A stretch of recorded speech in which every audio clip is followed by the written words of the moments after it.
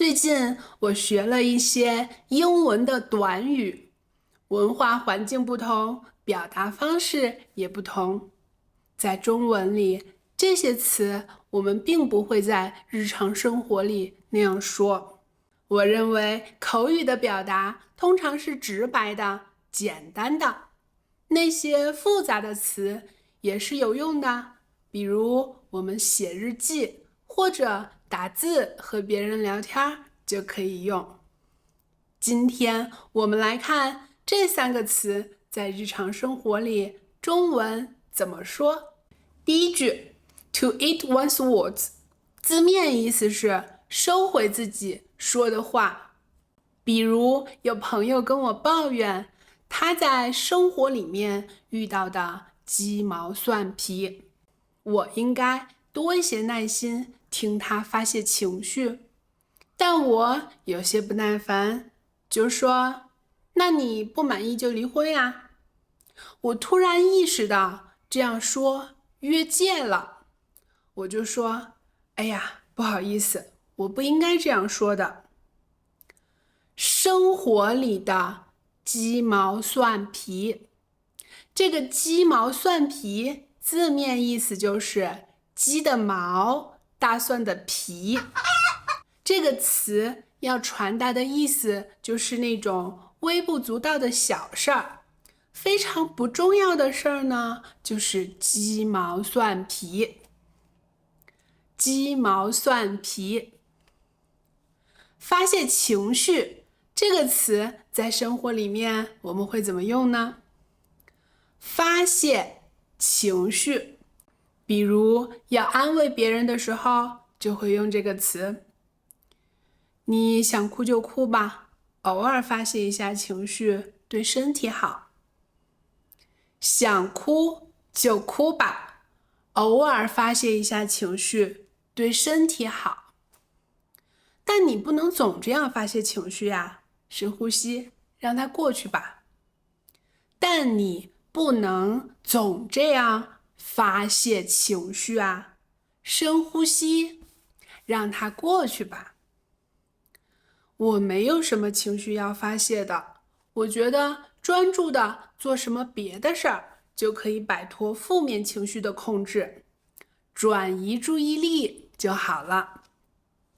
越界就是和别人相处的时候那种边界感。边界感，比如别人说了冒犯你的话，就可以说你这么没有边界感吗？他这个人特别没有边界感。边界感啊，是我越界了，我不应该问你这个问题。是我越界了，我不应该问你这个问题。如果面对面的说话，万一我们说错了，冒犯了别人，我会说哎呀，不好意思，我不应该这么说的，我不应该这么说的。如果我说错了，我还说我收回我的话，其实收不回来。中文里面我们有句话是说，你说出去的话就像泼出去的水，水泼出去了就收不回来了。泼出去的水，这个成语就是覆水难收。覆水难收。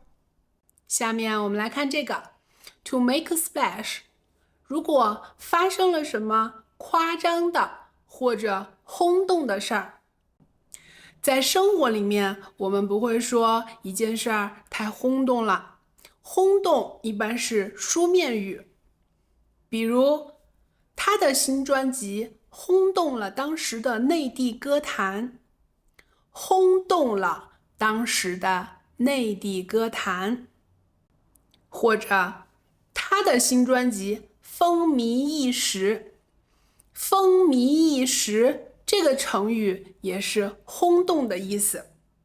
我们在口语里面会说他的新专辑当时火得不行了，他的新专辑当时特别火，火得不行，特别火，这个火字就是口语里面的常用形容词。还有一个词是夸张。火和夸张区别是这样的，火一般是用来形容什么东西很流行，这个词比较口语，男女老少都在用。比如可以说，前段时间蛋包饭特别火，街上好多卖的。蛋包饭特别火。还有那种饺子包，现在还挺火的，你喜欢吗？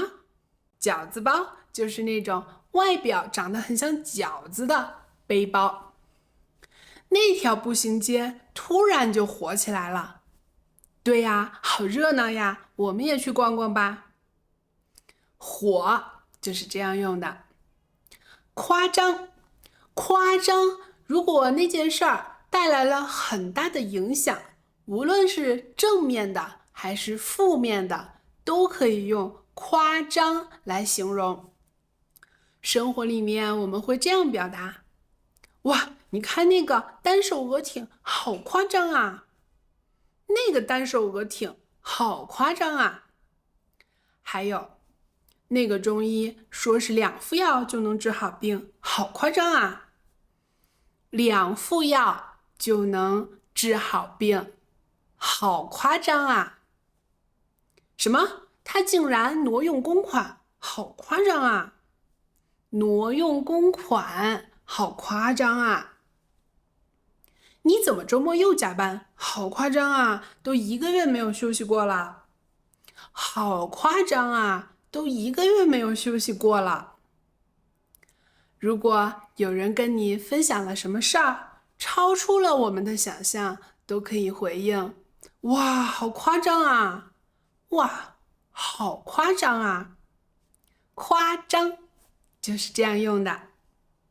接下来这个 to be on the safe side， 我们有时候会给别人建议，然后说不怕1万就怕万一，也是安全起见的意思。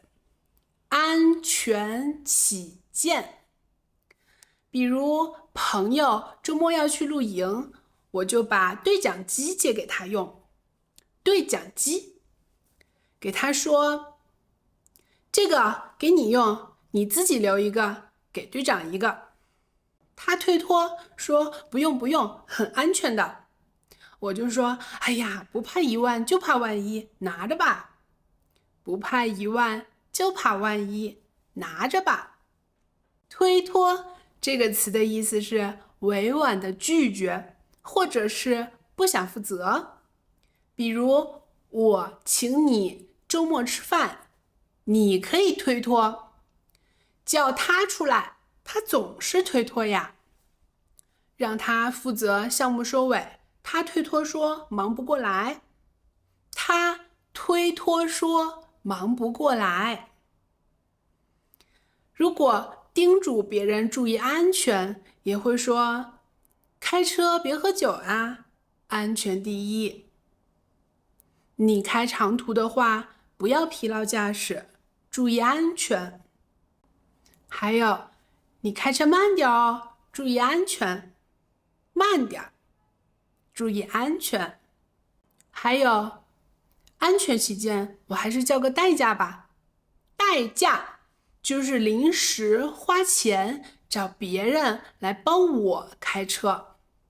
代驾，叫个代驾吧。找个代驾吧。今天我说了这3个词在中文里面的用法。我不应该这样说的，我不应该这样说的，因为覆水难收。我不应该这样说的，不好意思。这2个是形容词，火，流行的意思，什么什么太火了。什么什么特别火，什么什么火的不行。夸张也是个形容词，用来形容一件有影响的事儿，也可以表达这个人或者这件事儿超出了我们本来的认知。比如什么什么好夸张呀，你也可以用来形容一个人，他好夸张呀，你太夸张了。一件事儿也可以很夸张，表达自己的想法说，哎呀，好夸张呀。第三个，安全起见，就是为了安全的意思。生活里面可以说安全起见，然后说你的建议，或者先说建议，然后说不怕一万就怕万一。还有个告别的话，也是关心别人的安全，我之前说过了，你慢点啊，注意安全。慢点，注意安全。这几个词可以设想对话的场景来练习造句。如果你不确定的话，欢迎你在评论区里面问我。拜拜。